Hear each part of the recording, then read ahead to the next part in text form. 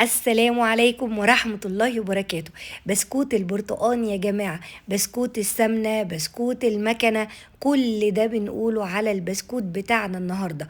بس بقول لكم ايه، طلع بسكوتة حكاية، بسكوتة حدوتة بمقادير مظبوطة. شفتوا البسكوت؟ خلاني اقول شعر.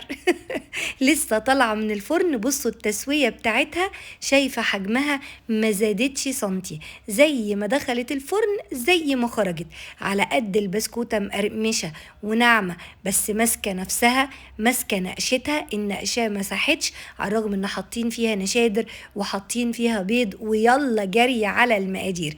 كيلو دقيق هياخد كوباية ونص سمنة، كوباية ونص سكر، لازم السمنة والسكر يكونوا قد بعض بالظبط، نص كوباية لبن وهنسخنه لما نيجي نستعمله، 4 بيضات كاملين البياض والصفار، معلقة كبيرة ممسوحة بيكنج باودر، معلقة كبيرة ممسوحة نشادر، وروح البرتقان من عند العطار، ورشة الملح. ممكن نجيب بدل البرتقان روح جوز الهند، بتبقى برضو حلوة فيها، او روح الموز، او ممكن تحطي فانيليا. هنشتغل بقى بايدينا، لا تقولي لي عجان ولا مضرب كهرباء. تعالي لي بقى كده يا قمر بصينية حلوة، وانزلي بالسمنة طرية من العلبة كده على طول جوه الصينية زي ما انت شايفة كده. السمنة متتحطش على النار خالص، من العلبة على الصينية رأسا إليك، وبإيديكي بقى الجميلة دي، وافضلي الأول ربي في السمنة، على رأي أمهاتنا ربي في السمنة، يعني افضلي اديها دعك دعك كده بإيديكي، وكف إيدك هتبصي تلاقي السمنة لانت وساحت كده معاكي وبقت زي العسل. اللهم بارك، بمنتهى السهولة. أميز ما في الموضوع النهاردة يا جماعة، هنشتغل بإيدينا وبمنتهى السهولة. وريتك كده السمنة ساحت ازاي، اروح نازلة بالكوباية ونص السكر البودر.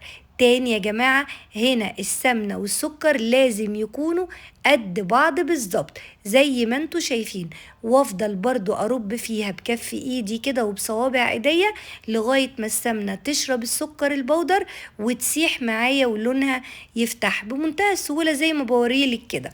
شايفين ازاي؟ سهلة جدا جدا. بعد كده ننزل بأول بيضة، وبطراطيف صوابعك الأول كأن ايدك دي مضرب، واشتغلي كده لغاية ما البيضة تدوب جوه الخليط بتاعنا. اهو خلاص على طول والله بتلاقي السمنة والسكر شربوا البيضة الأولانية. ننزل بالتانية، وهكذا برضو أفضل أعمل كده لغاية ما انزل بالأربع بيضات والخليط يشربهم تماما. ده شغل أمهاتنا البسيط، بس كان شغل عالي جدا سبحان الله على قد بساطته. كده هنزل بالأربع بيضات، وبعد كده هروح جايبة روح البرتقان وانزل بيها بالشكل اللي انتوا شايفينه ده يا جماعة. دي بقى هتديكي بسكوتة ريحة وطعم البرتقان في منتهى الجمال. وزي ما قلتلك مش عايزة الأطعمة دي خالص، حطي فانيليا مفيش أي مشكلة. بعد كده هنزل بكيلو الدقيق، واحط عليه الاول ذرة ملح صغيرة، وبعدين هحط معلقة كبيرة ممسوحة مش مليانة خالص بيكنج باودر. بصي بوريلك قد ايه ممسوحة بيكنج باودر على الدقيق. وبعد كده ذرة الملح اهي طبعا مهمة جدا. وبعدين بقلب كويس قوي لغاية ما الاقي الدقيق بقى شرب بقى الخليط كله زي ما انت شايفة كده. برضو كده قلبي بايديكي، ما بنقولش نعجن، بنقول تقليب تقليب تقليب كده لغاية ما تلاقي الدقيق اتشرب الخليط وابتدى يديكي عجينة متماسكة في منتهى الجمال، ولا بتاخد غلبة ولا اي حاجة خالص. انا هوريلك بعد كده الغلبة جاية فين مش دلوقتي. بصي العجينة بقت متماسكة ازاي، ما بعجنش، بقلب بايديا زي ما انت سجيت في الاخر حسيت ان انا تعبت. بعد كده بعمل حفرة كده في الصينية وبسخن كوباية اللبن. ونقول كمان بنسخن اللبن، لازم اللبن يكون سخن قبل ما انزل بالنشادر، علشان النشادر تتفاعل على طول وتطمني ان النشادر كويسة، وان الفوران اللي هيحصل دلوقتي هيظبط لك العجينة. لو ما حصلش الفوران ده اوعي تحطي الخليط على العجينة ابدا. معلقة كبيرة ممسوحة اهو، والله بدي اقول لك خليها نص معلقه بس معلقه كبيره ممسوحه تمام. بصوا الفوران اللي هيحصل، قلبي قلبي، لازم اللبن يكون سخن. اهو كده تمام، انا كده قلبي اطمن. انزل بقى بالخليط ده على العجينه كده، وشكرا خلصنا مقاديرنا.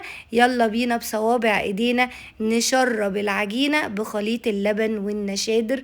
كمان اللبن لما بيكون سخن بيطر العجينه معاكي، ما بيخليهاش يابسه قوي، خليهاش ناشفه. ما تنزلش البسكوتة من المكنة مفرولة، احنا عايزين البسكوتة تنزل واخدة حقها تالت ومتلت. بصوا بقى كده بختبرها ازاي. باخد حتة من العجينة اعملها زي قالب الزبدة الفلاحي الصغير كده، وافتحها بصوابع ايديا، لقيت قلبها خشن من جوه زي ما انت شايفة كده. كده انا اطمنت ان الموس بتاع المكنة هيدي الشكل بتاع البسكوتة. اهي ناعمة من بره، لكن بجرح فيها بصوابع ايديا، ابص الاقيها اخشنت كده وجرحت معايا كده بالشكل ده. دي كده تمام مظبوطه. تعالي نشوف التشكيل بقى، لان البسكوت العجينه دي هتنزل في مكانه البسكوت. ده التشكيل، العجينه كلها بعملها زي قوالب الزبده الفلاحي، بس القوالب الصغيره كده بالشكل اللي انتوا شايفينه ده. حلو قوي كده. تعالي لي بقى للمكنه. دورتلك في السوق كله على المكنه الزهر القديمه، ما لقيتش. دي اللي موجوده في السوق يا جماعه. تقضي الغرض وكل حاجه، بس طبعا هي بالنسبة لمكن أمهاتنا دي خفيفة شوية يعني. كان عندي واحدة قديمة بس اتكسرت بقى، واللماس بتاعتها ضاعت يعني. بصي بعمل ايه، بثبت الوش اللي هركب فيه الموس بالعرض قبل ما اربط الوش بتاع المكنة، زي ما بوريلك كده. الحركة دي كان لازم تشوفوها يا جماعة. الوش يبقى بالعرض كده قبل ما تقرصي على وش المكنة تربطيه. بعد كده اللمواس دي هاتي الشكل اللي يعجبك. انا بحب شكل الزجزاج قوي، بيبقى جميل في البسكوتة بتاعت المكنة ما شاء الله. ركبته كده بالشكل ده، وكده تمام والدنيا امان وزي الفل. وابتديت بقى اخد اول حتة من العجينة ولف لف لف. لقيت لا لا لا، الموضوع صعب جدا، محتاجين مساعدة خارجية، مش هينفع. لازم حد يحط العجينة ويلفلك المكنة، وانتي بالايد التانية تبتدي تاخدي البسكوت وتقطعيه بايديكي كده وترصيه في الصاج. بنعمل ايه بقى عشان البسكوت يطلع مظبوط؟ 4 صوابع.